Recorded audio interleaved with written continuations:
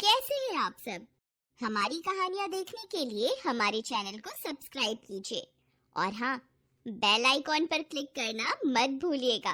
बहुत समय पहले की बात है। महाराष्ट्र में एक जगह है जहाँ का नाम कलगुन है। कलगुन में एक परिवार था। उस परिवार में दो पति पत्नी रहते थे। पति का नाम था ज्योतिबा फूले और पत्नी का नाम था सावित्रीबाई फूले। ज्योतिबा फूले ने पढ़ाई पूरी कर रखी थी और उसकी पत्नी सावित्रीबाई फूले कम पढ़ी लिखी थी। ये बात उस समय की है जब भारत में महिलाओं और दलितों को पढ़ने का अधिकार नहीं था। लेकिन सावित्रीबाई फूले को पढ़ने का बहुत शौक था। उन्हें पढ़ना अच्छा लगता था। सावित्रीबाई फूले की शादी बचपन में ही ज्योतिबा फूले से हो गई थी। उस समय बाल विवाह का प्रचलन था। सावित्रीबाई फूले के अंदर जो पढ़ने की इच्छा थी उसे ज्योतिबा फूले अच्छे से जानते थे। मैं जानता हूँ सावित्री कि तुम भी हमारी तरह पढ़ना लिखना चाहती हो। मैं तुम्हें पढ़ाऊंगा। सच? क्या आप मुझे पढ़ाएंगे? सावित्रीबाई फूले और ज्योतिबा फूले की उम्र बढ़ती रही और उन दोनों का प्यार भी। ज्योतिबा फूले के सहयोग से सावित्रीबाई फूले ने अपनी पढ़ाई पूरी कर ली थी। लेकिन समाज में महिलाओं की दुर्दशा उस वक्त भी नहीं बदली थी। एक दिन की बात है, ज्योतिबा फूले खामोश बैठे हुए थे। क्या हुआ? आप इतने परेशान क्यों हैं? स्त्रियों की दुर्दशा। स्त्रियों की दुर्दशा मुझसे देखी नहीं जा रही है और उस दुर्दशा का एक ही निराकरण है और वो है शिक्षा। सावित्री, मैंने तुम्हें पढ़ाकर एक दिए को जलाया है। क्या हम उस एक दिए से हजारों दिए जला पाएंगे? मैं खुद महिलाओं को जाकर पढ़ाऊंगा। सावित्रीबाई फूले ने अपने पति ज्योतिबा फूले के साथ मिलकर देश में महिला शिक्षा की नींव रखी और वो देश की पहली महिला शिक्षिका बन गई। और सावित्रीबाई फूले ने गांव-गांव में जाकर महिलाओं को पढ़ने के लिए आमंत्रित किया। काका, मैं आपके बच्चों को पढ़ाना चाहती हूँ।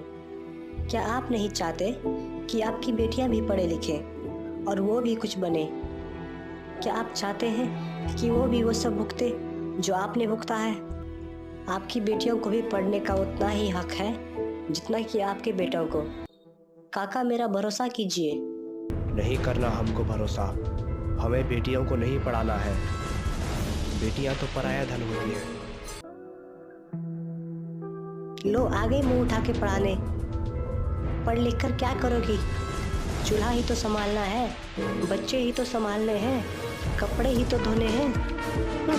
बड़ी आई स्त्रियों को शिक्षित करने वाली। बहुत लोग उससे गालियां देते थे, उसका अपमान करते थे। ऐसे कुछ ही लोग थे जो उसका समर्थन कर रहे थे। ऐसा करके उन्होंने घोर ब्राह्मणवाद को चुनौती देने का काम किया था। क्यों बहका रही हो हमारे बाल बच्चों को? उस फूले ने तो तुझे छोड़ दिया पढ़ा लिखा कर ज्ञान बांटने के लिए और तू मुंह उठाकर चली आई। बेशरम कहेगी। औरत जात पर कलंक है तू, कलंक। तेरी तो अकल पर ही गोबर पड़ा है। ये कह के वो महिला सावित्रीबाई फूले के शरीर पर गोबर फेंकती है। सारी महिलाएं हंसने लगती हैं। पुरुषों से ज्यादा महिलाएं सावित्रीबाई फूले का विरोध कर रही थी। सावित्रीबाई फूले जब पढ़ाने जाती थी तो वो घर से 2 साड़ियां लेकर जाती थी।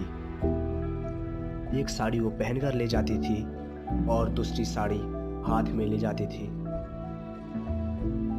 क्योंकि बच्चों को पढ़ाने के लिए सावित्रीबाई फूले जिस गांव से गुजरती थी उस गांव के लोग सावित्रीबाई फूले पर कीचड़ और गोबर फेंकते थे।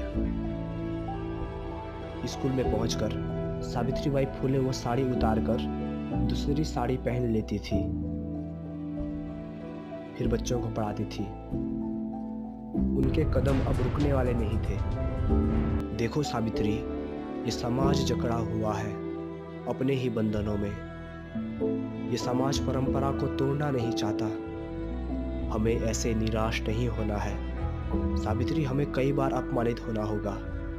आपने मुझे पढ़ाया लिखाया, अब तो मैं इतना जान चुकी हूँ कि इन लोगों से अच्छे व्यवहार की अपेक्षा नहीं कर सकते। ये तो अपमान ही करेंगे। हमें इन्हें शिक्षित करना होगा। जब तक महिलाएं और निचले तबके के लोग शिक्षित नहीं होते, मैं शिक्षा का प्रसार करती रहूंगी। ये मेरा दृढ़ संकल्प है। सावित्रीबाई फुले भारत की पहली महिला शिक्षिका थी। महिलाएं आज जो पढ़ लिख रही हैं, रोजगार पा रही हैं, वो सिर्फ सावित्रीबाई फुले की वजह से।